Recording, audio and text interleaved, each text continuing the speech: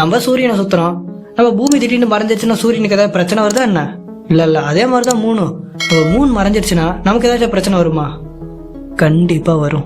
இந்த போட்டோவை கொஞ்சம் பாருங்களேன். இதுல நம்ம பூமியில இருக்க கடலை கண்ட்ரோல் பண்றது நம்ம சந்திரன் தான். நீங்க கண்டிப்பா கடலுக்கு போயிருப்பீங்க, கடல் அலைகளையும் பார்த்திருப்பீங்க. அப்படி வர அந்த அலைகளை கண்ட்ரோல் பண்றது நம்ம தலைவன் தான்.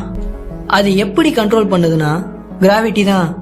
என்னதான் நம்ம பூமியை விட நம்ம சந்திரன் ரொம்ப ரொம்ப சின்னதா இருந்தாலும் அதுக்குன்னு ஒரு கிராவிட்டி இருக்கு. அந்த கிராவிட்டி யூஸ் பண்ணி நம்ம பூமியில இருக்க கடல்கள்ல அலைகளை உண்டு பண்ணுது.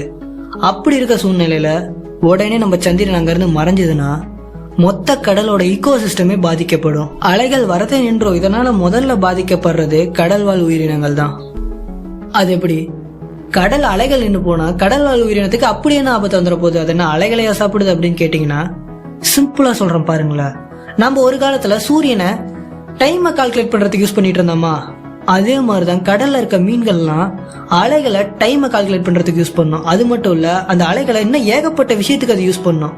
அப்படி இருக்கும்போது அந்த அலைகள் நின்று போனா கண்டிப்பா மீன்களுக்கு பாதிப்படையும். இதே பெரிய பிரச்சனை நினைச்சிடாதீங்க.